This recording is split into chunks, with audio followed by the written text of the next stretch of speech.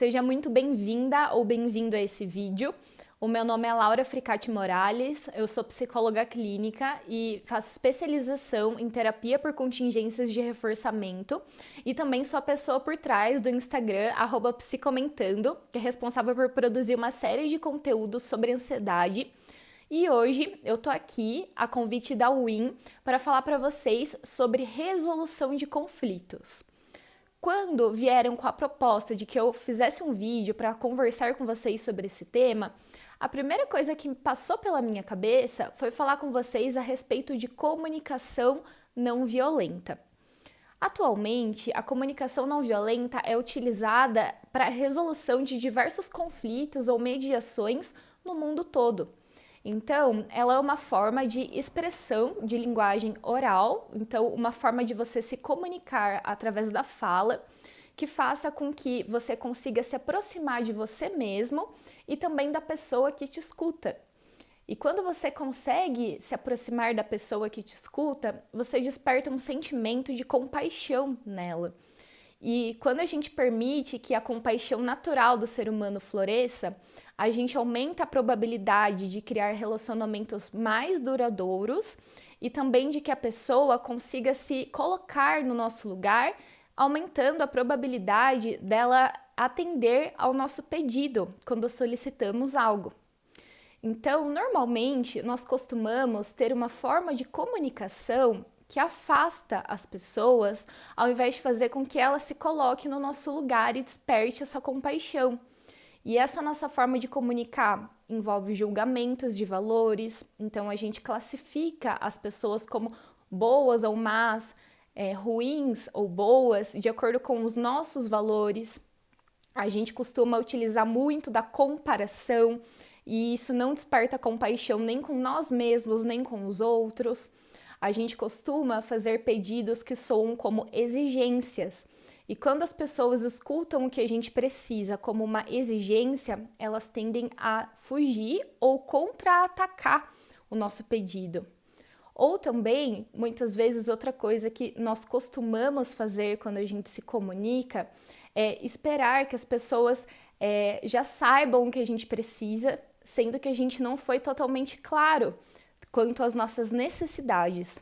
Então, a comunicação não violenta, ela parte de 4 pilares, que eu vou explicar brevemente aqui para vocês começarem a aplicar na vida de vocês, seja para se comunicar com um chefe no trabalho, para expressar um pedido para sua família sobre como você gostaria de ser tratado, enfim, para qualquer tipo de relação em que você precisa que as pessoas consigam atender mais às suas necessidades, a gente usa a comunicação não violenta. Então vamos lá, eu vou começar falando para vocês o primeiro pilar, que é da observação. Então, quando a gente vai comunicar algo para alguém, a gente precisa partir do princípio de comunicar o que estamos observando. E é muito diferente a gente comunicar uma observação de um julgamento. É nessa hora que a gente precisa se abster dos nossos valores do que é bom ou ruim e conseguir falar para as pessoas simplesmente o que aconteceu. Eu vou aqui dar um exemplo para você de uma frase que é feita com julgamento e uma frase que é feita meramente através de uma observação. Então, eu poderia dizer algo do tipo: João é uma pessoa muito brava. O João é muito bravo.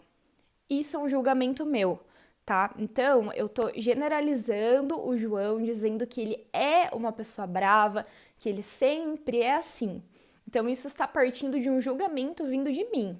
Agora, quando eu parto para observação, eu poderia falar algo do tipo: João estava muito bravo com Maria porque ele bateu na irmã dele ontem enquanto eles assistiam TV.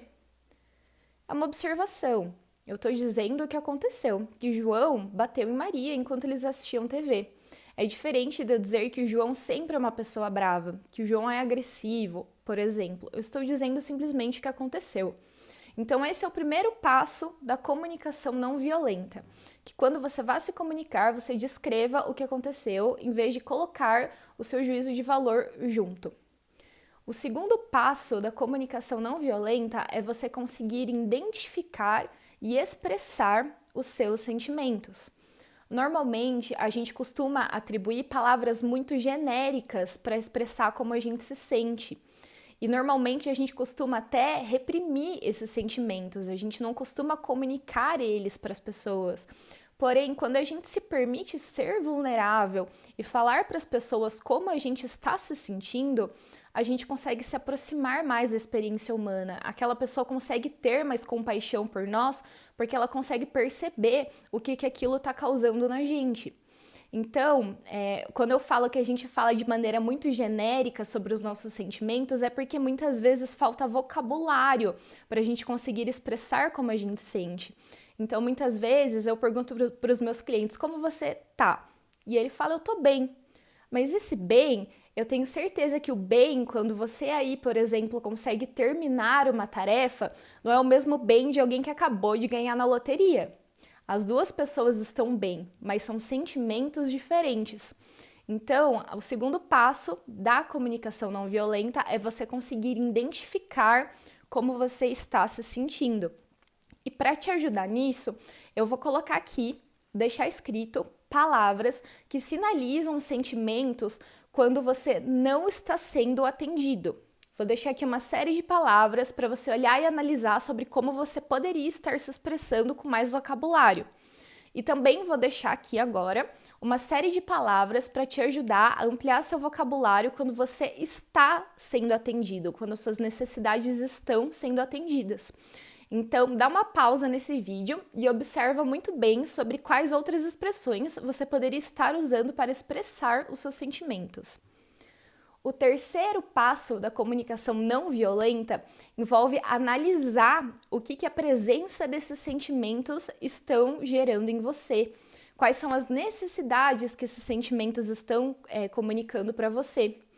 Então, muitas vezes, quando as pessoas elas falam com a gente de uma maneira meio negativa, soa de uma maneira negativa, ou a gente tende a se culpar, ou a gente tende a culpar o outro, ou a gente tende a observar o que aquilo causou na gente, mas a gente tem aí uma quarta opção, que é a gente conseguir observar o que aquele sentimento causou na gente, qual necessidade que aquilo nos trouxe e qual é a necessidade da outra pessoa ao estar falando daquela forma com a gente. Então, eu vou trazer aqui um exemplo para ilustrar melhor para você o que eu estou querendo falar. Quando você fala para um amigo, eu fiquei muito triste que você desmarcou o compromisso ontem. O que esse sentimento de tristeza e essa comunicação quer dizer para você? Provavelmente, ela gostaria de sinalizar que você ficou muito triste porque você gostaria de ter um amigo para conversar ontem e esse amigo frustrou as suas expectativas. Então, percebe que quando você analisa as suas necessidades frente a um sentimento, você começa a perceber também a sua responsabilidade por esse sentimento? Porque você, nessa situação que eu usei como exemplo, era a pessoa que tinha uma expectativa ao encontrar esse amigo. Então é muito importante que a gente, além de observar o que a gente está sentindo, a gente consiga perceber o que esse sentimento gera de necessidade tanto em nós, quanto na pessoa que está comunicando para a gente ou que a gente está comunicando para ela. Então esse é o terceiro passo da comunicação não violenta. Agora a gente vai para o quarto passo, que seria o passo de fazer o pedido, você conseguir comunicar à pessoa o que você gostaria que ela fizesse. Normalmente, quando a gente vai fazer um pedido, às vezes a gente não costuma ser muito claro com esse pedido. E essa é a parte que é muito importante, que você seja muito claro e muito conciso a respeito do que você precisa. E não utilize palavras do que a pessoa não deveria fazer, e sim do que ela deveria fazer para atender o que você precisa, atender às suas necessidades. Então é muito diferente um técnico falar para os seus jogadores que é para eles pararem de fazer o corpo mole e um técnico falar aos seus jogadores que eles deveriam estar agindo assim, assim, assim, assim para obter melhores resultados. Então, sempre que você for comunicar um pedido a uma pessoa, especifique exatamente o que você gostaria que ela fizesse. E caso você queira confirmar se esse seu pedido foi bem interpretado, pergunte à pessoa, peça que ela repita para você, o que você sinalizou para ela que seria importante que ela dissesse, que ela fizesse por você. Então, esses são os 4 pilares da comunicação não violenta. Eu vou retomar aqui para você, então. Você vai observar a situação e comunicar exatamente o que você observou.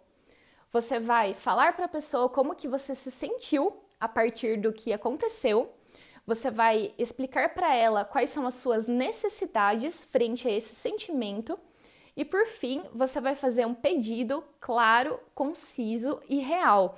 E o mais importante dessa última parte é que quando você fizer um pedido para uma pessoa, você dê a ela a oportunidade de escolher ou não acatar o seu pedido.